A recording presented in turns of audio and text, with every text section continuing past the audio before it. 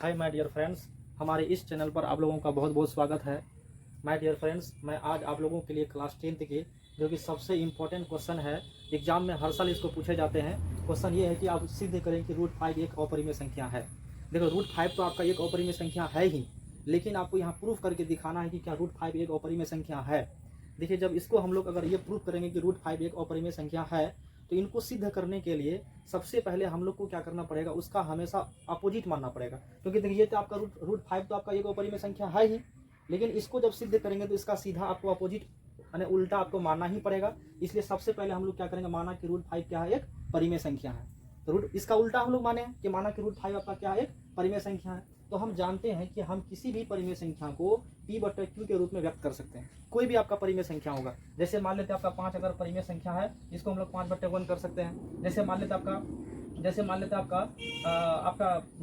हैं आपका 2 आपका परिमेय संख्या, जिसको 2/1 कर सकते हैं। मतलब किसी भी परिमेय संख्या को हम लोग p/q के रूप में व्यक्त कर सकते हैं। तो यहाँ जो आपका, तो हम किसी भी परिमेय संख्या को p/q के रूप में व्यक्त कर सकते हैं। लेकिन एक चीज हमेशा दिमाग में रखिएगा कि जहाँ p और q आपका कोई क्या होगा, कोई दो आपका पूर्णांक होगा, और q का मान कभी भी 0 के बराबर नहीं होना चाहिए। यानी हर का मान, जैसे 5 को 5/1 जो लिखे हैं हम लोग, यहाँ पर हर के स्थान पर कभी भी आपका 0 के बराबर कोई अंक नहीं होना चाहिए, तभी आपका वो परिमेय संख्या होगा, अन्यथा वो आपका परिमेय संख्या नहीं होगा। तो हम क्या करेंगे कि हम किसी भी परिमेय संख्या को p/q के रूप में अगर हम लोग व्यक्त कर सकते हैं, तो जहाँ p और q आपका कोई दो क्या होगा, पूर्णांक होगा, और q का मान 0 के बराबर आपका नहीं होना चाहिए। जब हम लोग यहाँ मान लिए हैं कि √5 एक परिमेय संख्या है, हम जानते हैं कि परिमेय संख्या किसको बोलते हैं, जिसको हम लोग p/q के रूप में लिख सकते हैं। इसलिए p/q बराबर क्या हो जाएगा, आपका √5 हो जाएगा। तो अब हम लोग यहाँ पर क्या करेंगे कि देखिए, p/q बराबर √5 हुआ, तो p और q को हम एक ऐसे उभयनिष्ठ गुणनखंड से भाग देंगे, एक ऐसे उभयनिष्ठ गुणनखंड से विभाजित करेंगे कि विभाजित करके √5 बराबर a/b हम प्राप्त कर सकते हैं। जहां a और b आपका कोई क्या होगा, जहां a और b कोई आपका स्वअभाज्य संख्या है। तो स्वअभाज्य संख्या सबसे पहले हम लोग बोलते किसको है,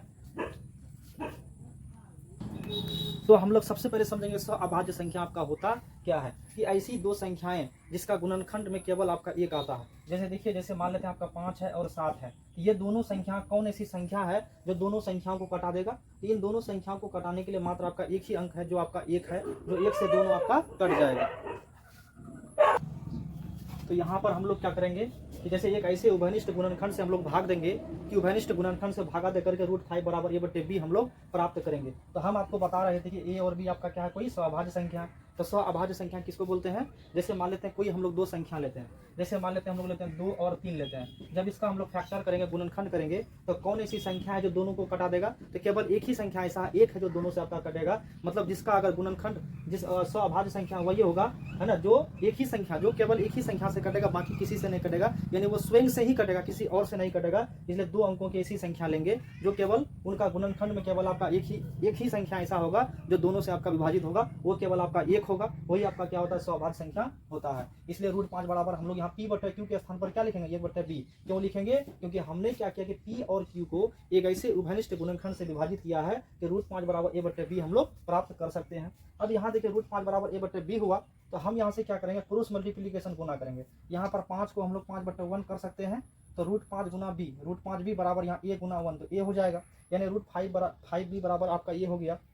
अब हम क्या करेंगे, दोनों तरफ वर्ग कर देंगे, इसमें भी आपका हम वर्ग करेंगे, इसमें भी हम वर्ग करेंगे, तो √5b का होल स्क्वायर करेंगे। √5b मतलब √5 गुना √5 आपका क्या होता है, 5 होता है। अब b गुना b आपका क्या होगा, b स्क्वायर, अब बराबर a का होल स्क्वायर क्या होगा, a स्क्वायर हो जाएगा। मतलब a का वर्ग कितना होगा, a स्क्वायर होगा। या यहाँ से b का मान निकालेंगे तो b स्क्वायर बराबर क्या होगा, a स्क्वायर, यहाँ 5 आपका गुना में उधर जाएगा तो आपका क्या होगा, भाग हो जाएगा। मतलब a स्क्वायर 5, इसको समीकरण कितना मान लिया हम लोग, 1 मान लिए। इसका मतलब यहाँ ये हुआ कि a स्क्वायर 5 का मतलब यहाँ ये हुआ, a स्क्वायर 5 का मतलब यहाँ ये हुआ कि 5 जो है, अगर 5 a स्क्वायर को विभाजित कर देता है तो 5 a को भी विभाजित करेगा।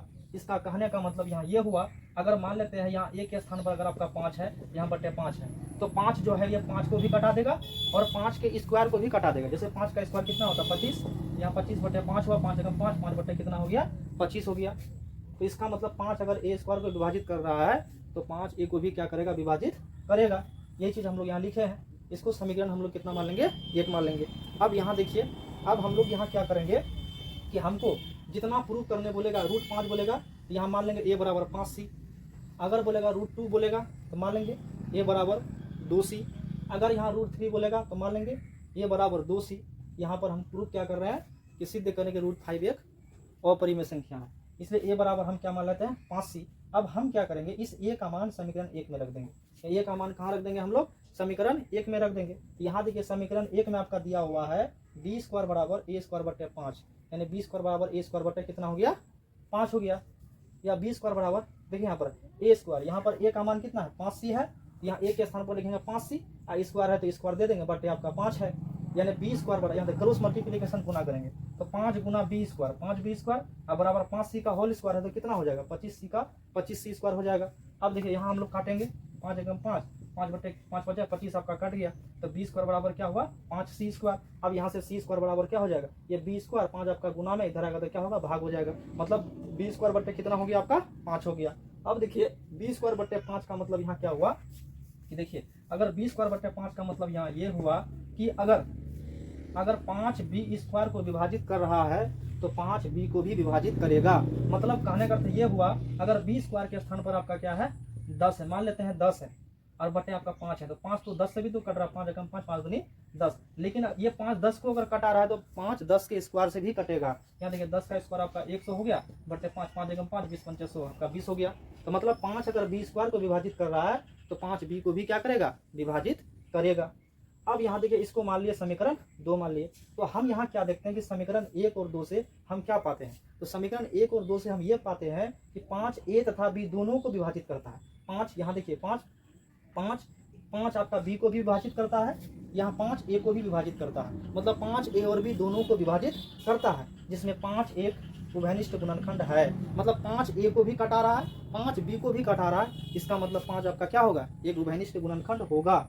इससे हमारी इस तथ्य का विरोधाभास प्राप्त होता है कि a तथा b में एक के अतिरिक्त कोई उभयनिष्ठ गुणनखंड नहीं है। हम यहाँ क्या माने हैं, हम यहाँ माने कि a और b आपका क्या है सअभाज्य संख्या है। अगर सअभाज्य संख्या है तो a और b केवल आपका एक ही संख्या से कटे, वो केवल आपका एक है, लेकिन यहाँ तो आपका क्या है ये हमारी मान्यता गलत हो गया, क्योंकि एक के अलावा और भी कोई घनिष्ठ गुणनखंड नहीं है, ये हम पहले गलत माने थे। यहाँ 5 जो है 5 आपका a को भी कटा रहा है 5 b को भी कटा रहा है, इसका मतलब a और b दोनों को कटाता है, ये उभयनिष्ठ गुणनखंड आपका 5 है। लेकिन हमने यहाँ क्या, हम तो यहाँ माने स्वभाज्य संख्या। स्वभाज्य संख्या किसको बोलेंगे, इसका मतलब कि जिस जो केवल एक ही से जो केवल अपने आप से कटेगा या तो स्वयं से कटेगा। यहाँ तो 5 दोनों से कट रहा है, इसलिए हमारी मान्यता क्या है गलत है। ये हमारी मान्यता क्या है कि a और b में एक के अलावा कोई उभयनिष्ठ गुणनखंड नहीं है, अतः हमारी मान्यता गलत है। तब नीचे में लिख देंगे अतः √5 एक अपरिमेय संख्या है। तो इसी प्रकार से हम लोग इसको सोल्यूशन करेंगे। माय डियर फ्रेंड्स, आप लोग थोड़ा सा क्या है कि इसको थोड़ा सा समझिए कि आपको क्या समझाया जा रहा है। जब तक आप किसी भी क्वेश्चन को